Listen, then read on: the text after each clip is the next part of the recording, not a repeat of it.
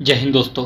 आप लगातार एक न्यूज़ सुन रहे होंगे कि एक क्रूज शिप है जो कि मुंबई से गोवा ट्रैवल कर रहा था एंटरटेनमेंट पर्पस के लिए, और उसके अंदर पार्टी चल रही थी और उसके अंदर ड्रग्स पाया गया। और इसकी वजह से जो नारकोटिक्स कंट्रोल ब्यूरो है वो उस पर चढ़ गया था और उसको वापस मुंबई बुलाया गया। ये खबर तब हाईलाइट हो गई जब शाहरुख खान के बेटे आर्यन खान को इसमें अरेस्ट किया गया। तो देखेंगे इस वीडियो में कि ये केस है क्या, इसके अंदर क्या क्या पनिशमेंट हो सकता है, और काफ़ी कुछ है इस वीडियो में जानने के लिए। तो इससे पहले इस चैनल को सब्सक्राइब कर दीजिए, बेल आइकन को भी दबा दीजिए और जितना ज़्यादा हो सके इसे शेयर कीजिए ताकि नॉलेजेबल वीडियो काफ़ी लोगों के पास पहुंचे। संडे की बात है और 2 बजे के आसपास दोपहर में खबर आती है कि शाहरुख खान के बेटे आर्यन खान को गिरफ्तार कर लिया गया है, और वो भी ड्रग्स के मामले में। और वो अरेस्ट किया गया है नारकोटिक कंट्रोल ब्यूरो यानी कि NCB के द्वारा। इस ब्यूरो को बनाया गया था 1986 में, और ये आया था NDPS एक्ट के तहत। ये ग्रुप ड्रग्स से रिलेटेड जितनी भी चीज़ें होती है देश के अंदर उसके ऊपर ये सर्च करती रहती है, और जो लोग इस मैटर में इन्वॉल्व होते हैं उनको पकड़ने की कोशिश करती है। और यहाँ पे जो धाराएं लगाई गई है वो NDPS एक्ट के तहत कई सारे सेक्शन हैं, जैसे 8S 8C, उसके बाद 20B, फिर 20 विद 27 और 35 जैसे सेक्शन को यहाँ इम्प्लीमेंट किया गया है। सुबह में आपको खबर मिली होगी कि आर्यन खान और उसके साथ 7 और लोग हैं जिनको इंटरोगेट किया जा रहा है, यानी कि पूछताछ की जा रही है। फिर उसके बाद फाइनली पता चला कि रेव पार्टी जैसी चीज़ें हो रही थी और वहाँ पे इन्वॉल्वमेंट था इनका। फिर उसके बाद खबर आई कि जो पार्टी चल रही है वहाँ पे 13 ग्राम कोकीन्स, 21 ग्राम चेरस और 22 ग्राम पिल्स पाया गया, जिसे कि स्टेसी कहते हैं। इसके अलावा 5 ग्राम MD पाया गया और साथ ही साथ 1.33 लाख रुपए कैश पाया गए। अब यहाँ पे बात ये आती है कि आखिर NCB को पता कैसे चला। तो देखिए, यहाँ पे जो नारकोटिक कंट्रोल ब्यूरो है वो कुछ ड्रग पेडलर के साथ, ड्रग पेडलर्स वो होते हैं जो ड्रग्स की सप्लाई करते हैं। तो वो जो NCB के लोग हैं वो ड्रग पेडलर के साथ पूछताछ कर रहे होंगे कि रिसेंटली तुमने किसको किसको और कहाँ पे ड्रग्स बेचे हैं। तब जाके उनको कहीं ना कहीं पता चला इस बारे में कि एक जो क्रूज शिप है जो कि मुंबई से गोवा जा रहा है, और cruise ship basically entertainment purpose के लिए बनाया जाता है। अब 2 दिन के लिए, 10 दिन के लिए, 15 दिन के लिए, जितने भी दिन के लिए हो सकते हैं, आप इंटरटेनमेंट पर्पस के लिए वहाँ पे जाते हो ताकि जितनी भी सुविधाएं हैं वो आपको मिल जाती है वहाँ पे। तो ऑफिशियल को ये पता लगा कि कुछ लोग जो इस शिप के ऊपर चढ़ रहे हैं उनके द्वारा ड्रग्स को कैरी किया जा रहा है। तो यहाँ पे 20 NCB के जो ऑफिशियल लोग हैं तो उन्होंने इस पे जाने के लिए टिकट्स बुक करा लिए, और टिकट बुक्स कराने के बाद वो एज ए पैसेंजर इस क्रूज शिप पे चले गए। और उन्होंने तब तक वेट किया जब तक वहाँ पे पार्टी स्टार्ट नहीं हुई। ऐसा वो उन्होंने नहीं किया कि वो जाते जाते थोड़ी चेकिंग में नहीं लग गए। उन्होंने वेट किया कि पार्टी जब स्टार्ट होगी उसके बाद हम लोग देखेंगे कि कौन कौन ड्रग्स ले रहा है और उसको पकड़ेंगे। और जैसे ही पार्टी स्टार्ट हुई तो उन्होंने रेड हैंडेडली कुछ लोगों को पकड़ लिया, और फिर जो कैप्टन है उस क्रूज शिप का उसको बोला गया कि वापस इस शिप को मुंबई ले चलो। तो जो लोग भी पकड़े गए थे उसको NCB के नियरेस्ट ऑफिस में ले जाया गया। उसके बाद उनके खिलाफ FIR रजिस्टर किया गया, और जो लोग पकड़े गए थे उनकी ब्लड टेस्टिंग की गई ताकि वहाँ पे सबूतों को जुटाया जा सके। अब यहाँ पे क्वेश्चन ये आता है कि आखिर वो क्रूज शिप पे ड्रग्स पहुँचा कैसे। तो पता चला है कि कुछ लोग जो हैं वो अपने कपड़े के अंदर इस तरह से ड्रग्स को छुपा के ले गए थे ताकि किसी और को पता ना चले।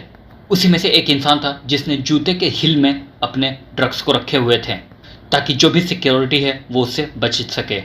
तब यहाँ पे बात ये आती है कि यहाँ पे सिक्योरिटी की जिम्मेदारी आखिर होती किसकी है।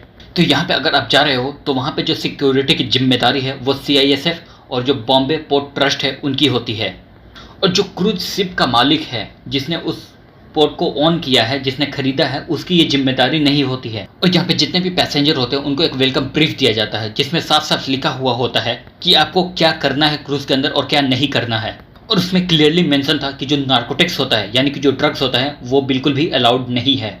चलो अब यहाँ पे ये क्वेश्चन आ रहा है कि जो लोग पकड़े गए हैं इसमें आखिर उनके ऊपर किस तरह की पनिशमेंट हो सकती है। तो यहाँ पे जो NDPS एक्ट है 1985 का, उसको राजीव गांधी जी के समय पे लाया गया था। उसके अंदर सेक्शन 8C है, और सेक्शन 8C ये बोलता है कि आप देश के अंदर किसी भी प्रकार का जो नार्कोटिक सब्सटेंस है आप उसको प्रोड्यूस नहीं कर सकते हैं, मैन्युफैक्चर नहीं कर सकते हैं, ना ही उसे पोजेस कर सकते हैं, ना ही sale, purchase, transport, warehouse, use, consume, import, inter state कुछ भी नहीं कर सकते हैं, या फिर export inter state, import into India, export from India, यानी कि आप बिल्कुल भी नहीं कर सकते हैं ये सब। क्योंकि ये जो सेक्शन है ये पूरी तरह से इसके ऊपर प्रतिबंध लगा देता है। लेकिन हाँ, मेडिसिन पर्पज़ की वजह से थोड़ी सी छूट है, बट उसके ऊपर हम लोग बात नहीं करने वाले इस वीडियो में। बट इंजॉयमेंट पर्पज़ के लिए आप उसका इस्तेमाल बिल्कुल नहीं कर सकते हैं। अगर यहाँ पे पनिशमेंट की बात आती है तो आप यहाँ पे 3 कैटेगरी में उससे बांट सकते हैं। एक तो वो अगर आपके पास स्मॉल क्वांटिटी में है या फिर किसी के पास भी स्मॉल क्वांटिटी में सब्सटेंस है बहुत ही कम, और जो सबसे हाईएस्ट होता है उसको कमर्शियल क्वांटिटी कहते हैं। तो अगर किसी के पास स्मॉल क्वांटिटी में पाया जाता है तो वहाँ पे मैक्सिमम पनिशमेंट जो है वो 6 महीने की हो सकती है, और यहाँ पे पेनल्टी भी लगाया जा सकता है।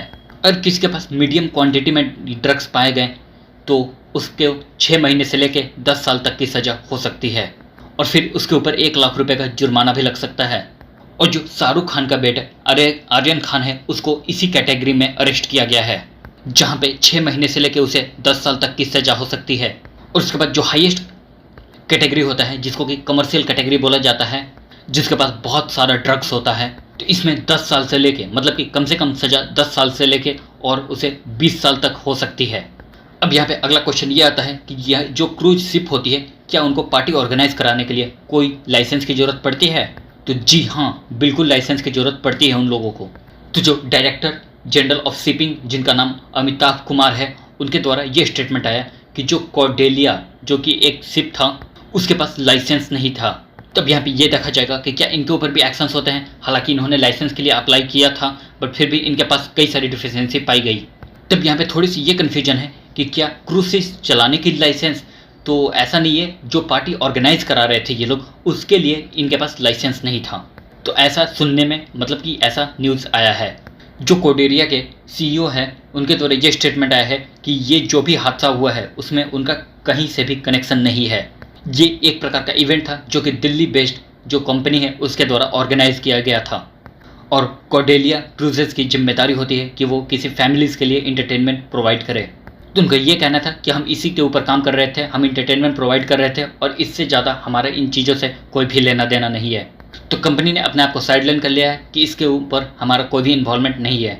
अब जरा जान लेते हैं कि एनसीबी का स्टेटमेंट क्या है। तो एनसीबी ने ये कहा है कि जो भी नार्कोटिक्स अवेलेबल है वहाँ पे, उन्होंने ये नहीं देखा है कि कौन से इंडस्ट्रियलिस्ट का बेटा वहाँ पे मौजूद है या फिर कौन से फिल्म स्टार का बेटा मौजूद है। हमारा बस यही मोटिव होता है कि देश के अंदर ऐसी सारी चीज़ों को रोका जाए।